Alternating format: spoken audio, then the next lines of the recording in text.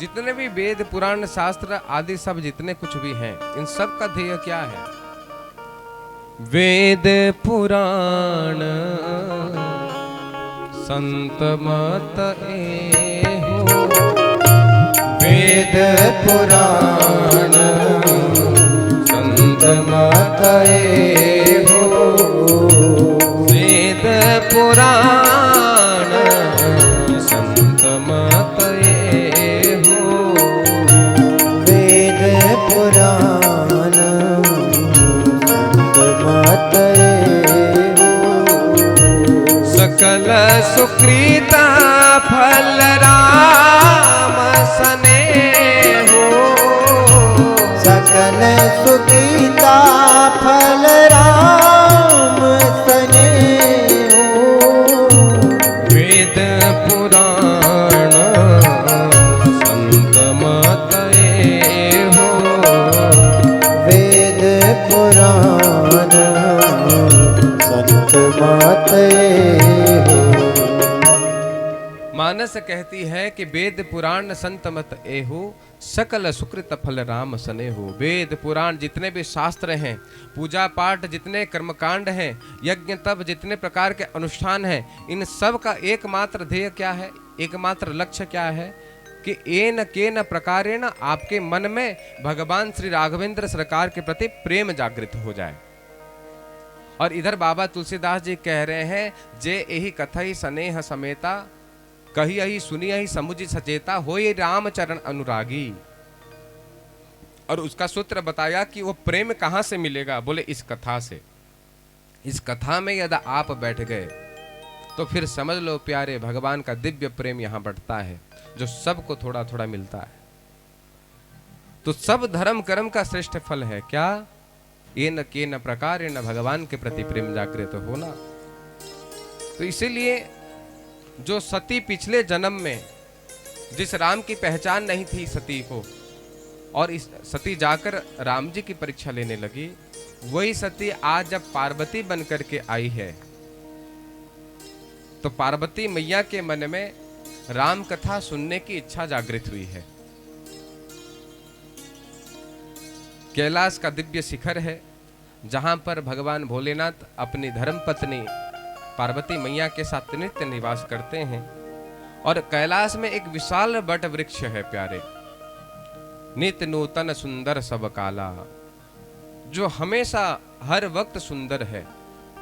आज सवेरे सवेरे भोलेनाथ जागृत हुए, उठे, अपना नित्य क्रम संपादित किया, और जाकर जैसे ही उस बड़े विशाल वट वृक्ष को की छांव को, शीतल छांव को देखा भोलेनाथ ने, तो मन जो है आज आनंद में भर गया, मन पुलकित हो गया, रोमांचित हो गया। मन में ये भावना आई कि देखो कितना सुंदर स्थल है, क्यों ना मैं इस शीतल छाया में बैठकर आज मेरे राम का सुंदर आज ध्यान करूं, भजन करूं। तो भोले बाबा ने क्या किया, उस विशाल वट वृक्ष के शीतल छांव पर आज अपने बाघंबर को बिछाया। निज कर डासी नागरी पुछाला, निज कर डासी नागरी पुछाला, बैठे सहज कृपाला, बैठे सहज ही शंभो कृपाला, बैठे सहज ही शंभो कृपाला, बैठे सहज ही शंभो कृपाला,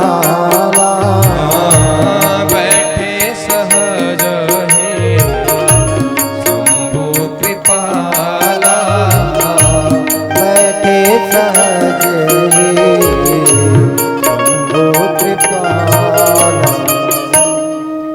तो उस विशाल वट वृक्ष के घने काले छांव को देखकर भोले बाबा के मन में राम जी के प्रति अत्यंत अनुराग उत्पन्न हुआ, और भोले बाबा के मन में जो है भजन करने के लिए एक लालसा जागृत हुई। तो निज कर डासी नागरी पुछाला, अपना जो बाघंबर था उसे बिछाया और बैठे सहज ही। बोले बाबा किस प्रकार बैठ रहे हैं? बोले बैठे सहज ही शंभु कृपाला। कथा कहती है प्यारे भगवान का जब भी भजन करना हो तो सहज होकर बैठिए। कैसे? सहज होकर। सहज का मतलब समझते हो? मतलब बुद्धि लगाकर ना बैठी जाए, बिल्कुल सहजता। सहजता का मतलब होता है भीतर जैसे हैं बाहर भी वैसे हैं। और भगवान यदि कहीं मिलते हैं प्यारे तो सहजता में रिझते हैं, सहजता में मिलते हैं। कोई कितनो बड़ा ज्ञानी रहे, कोई कितनो जानकार रहे, लेकिन इतिहास प्रमाण है भगवान यदि किसी को मिले हैं तो भैया उसकी सहजता के, उसके सरलता के वशीभूत होकर मिले हुए हैं। और ये राम कथा जीवन को सहज बनाने वाली कथा है। एक आदमी बचपन से खूब खाता महाराज, इतना खाता था, इतना खाता था, घर वाले परेशान। एक बार बैठता था खाने को तो 2-4 पंगत उठ जाए लेकिन ये ना उठे, खाता ही रहता, खाता ही रहता। एक बार एक संत आए तो घर वालों ने परेशान होकर कहा कि महाराज क्या बताएं, इसको देखो ये इतना खाता है, कुछ तो उपाय बताओ। तो संत कहने लगे अरे चिंता मत करो, कोई उतना ही खा सकता है जितना उसके खाते में हो।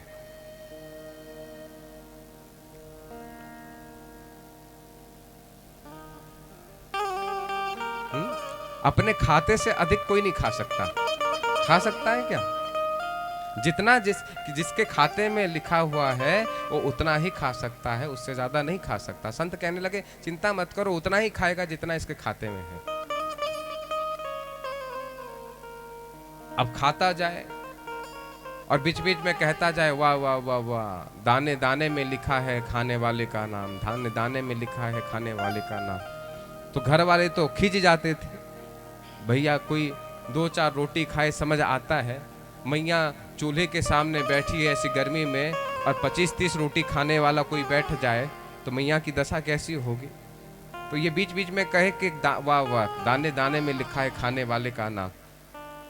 तो मैया कहती तू दाने दाने मत कह, तू तो कह कि बोरे बोरे में लिखा है खाने वाले का, तेरे लिए दाना कुछ काम नहीं आएगा, तू तो बोरा की बात कर।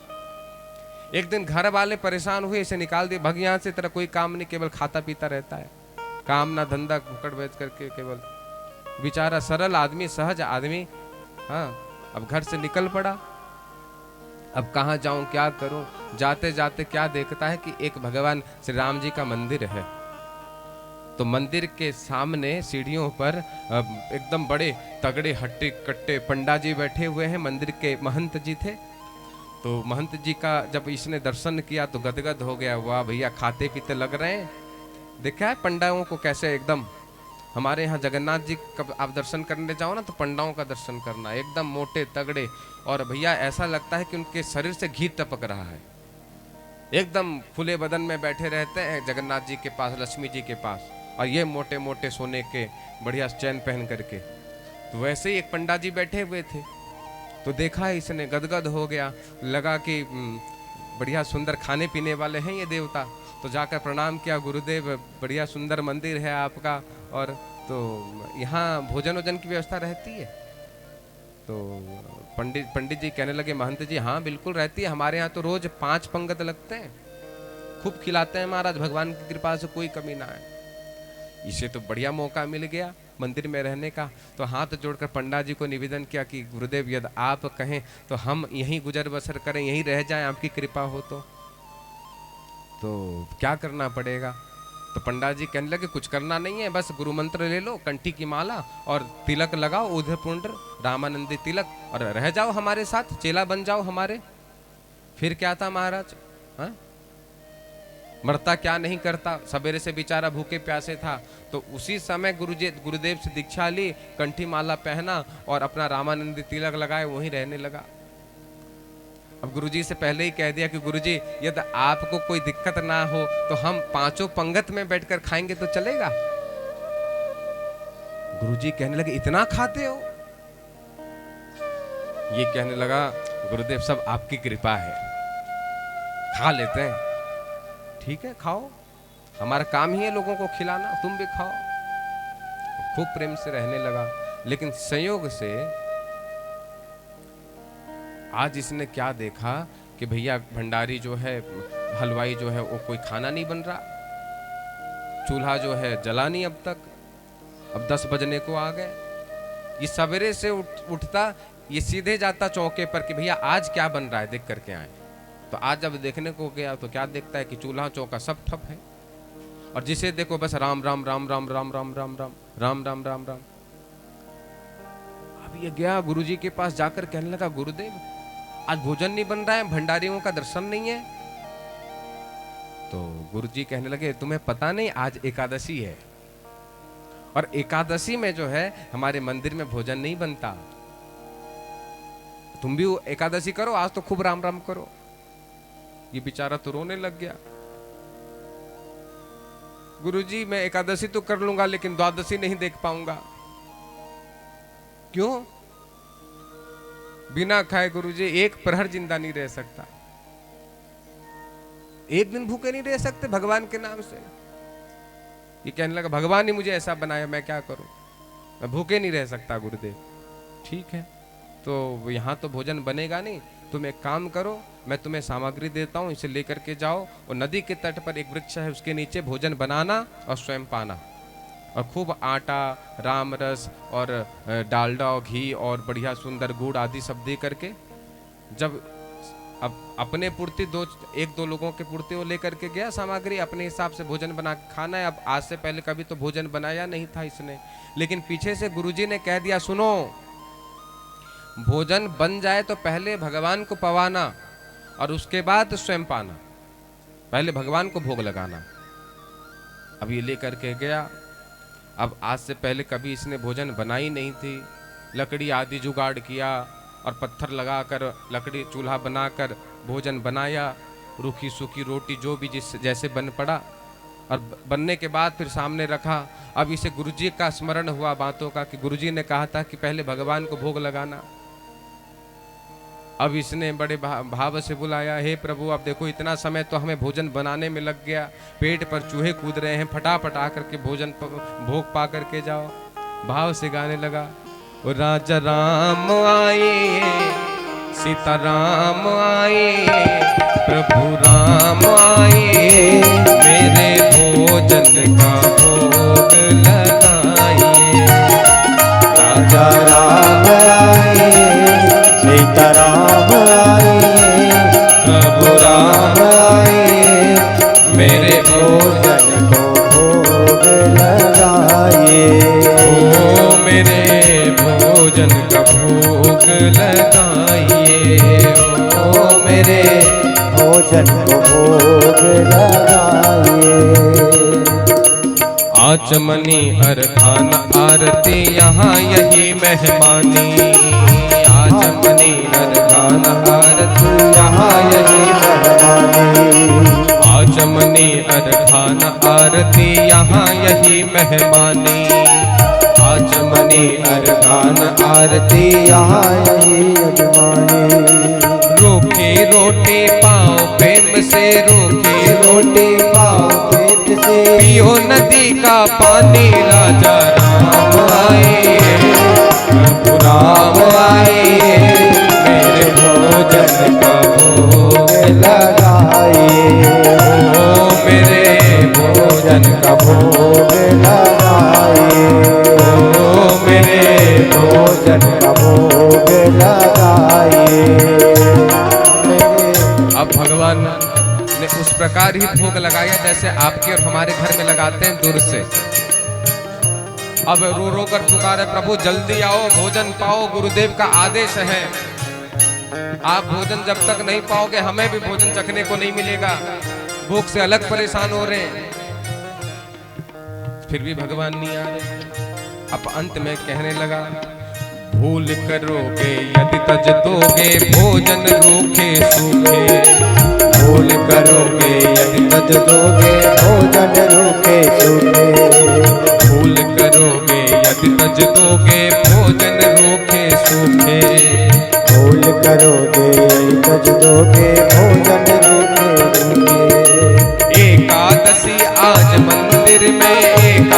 दासी आज मंदिर में बैठे रहोगे भूखे राजा राम आए, मेरे राम आए, सीता राम आए, मेरे भोजन का भोग लगाए, ओ मेरे भोजन का भोग लगाए, ओ मेरे भोजन का भोग लगाए।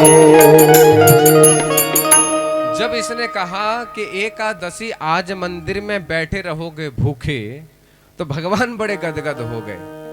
भगवान को समझ आ गया कि बड़ा सरल भक्त है ये। अरे एकादशी हम जैसे भक्तों के लिए है, भगवान के लिए थोड़ी है। तो भगवान आज भक्त की करुण पुकार को सुनकर वहीं प्रकट हो गए महाराज। नीलांबुजम श्यामल कोमलांगम सीता समारो पीतपाम भागम पाणो महासायर चारु चापम नमामि रामं रघुवंशनाथं नमामि रामं रघुवंशनाथं। अब भगवान जो है सीता मैया के साथ प्रकट हो गए। बोलिए सियावर रामचंद्र की जय हो।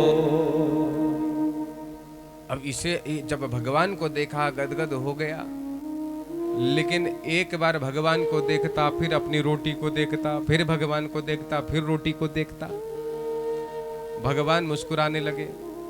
इसके मन में था कि भगवान एक है, एक ही आएंगे, लेकिन हमारे राम जी भी बड़े कौतुकी हैं, अकेले नहीं आए, साथ में सीता जी को लेकर के आए। दो दो भगवान आ गए, लेकिन इसने एक भगवान के लिए व्यवस्था करके रखी है। अब जब एक बार भगवान को देखता, फिर रोटी को देखता, भगवान पूछने लगे क्या हो गया भक्तराज, क्यों चिंतित दिख रहे हो तुम?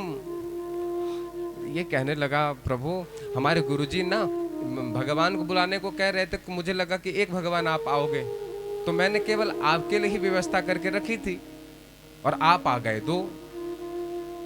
तो मैं जान सकता हूं कि ये आपके बगल में जो खड़ी हैं ये कौन है? तो राम जी हंसकर कहने लगे ये हमारी धर्मपत्नी है। हम जहां भी जाते हैं ना तो पहले इनको लेकर जाते हैं, इसलिए मेरे पहले ही सीता राम लगता है, राम बाद में सीता पहले। अच्छा चलो ठीक है प्रभु, अब पूरी नहीं तो आधी एकादशी तो आप मना ही दोगे इसी बहाने, हाँ? लेकिन आप हमें इतने प्यारे लग रहे हो कि आप तो पाओ, जो बचेगा भक्त पाएगा। फिर क्या था, सीता मैया भी पाई, प्रभु राम जी भी रूखी सूखी रोटी पाए, और फिर जब जाने लगे तो ये भक्त कहने लगे देखो प्रभु अब अगली बार जो है ना समय से फटाफट आ जाना, ज़्यादा देर मत लगाना, अलग से खाना बनाने में देर लगता है, उसके बाद आपको पुकारने में अलग देर लगता है, भूख लगता है बहुत जोर से, इसलिए जल्दी आ जाना आप। भगवान कहने लगे हाँ हम आ जाएंगे, तुम चिंता मत करो। अब अगली बार फिर वही एकादशी का समय आया। अब फिर ये पहुंच गया अपने गुरुदेव के पास, गुरुदेव व्यवस्था बनाओ हमें जाना है। आज भी जाओगे? बोले हाँ जाना पड़ेगा, यहाँ कोई उपाय ही नहीं दिखता। लेकिन गुरुजी एक बात कहें, पिछले बार से इस बार थोड़ा सामग्री बढ़ा दो। क्यों? अरे गुरुदेव आपने एक भगवान की बात कही थी, वहां दो आते हैं। पिछले बार भी हम आधे पेट खाए आधा भूखे रहे, इसलिए सामग्री बढ़ा दो। तो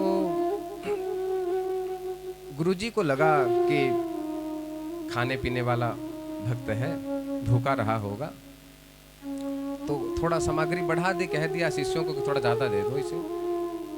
अब लेकर के गया और जा करके सुंदर बनाया, और रोटी रूखी सूखी रोटी जैसे बना, सब्जी हलवा बना करके अपना फिर पुकारने लगा, राजा राम आए, प्रभु राम आए, सीता राम आए, मेरे भोजन का भोग लगाए। राजा राम आए, सीता राम आए, प्रभु राम आए, मेरे भोजन का भोग लगाए।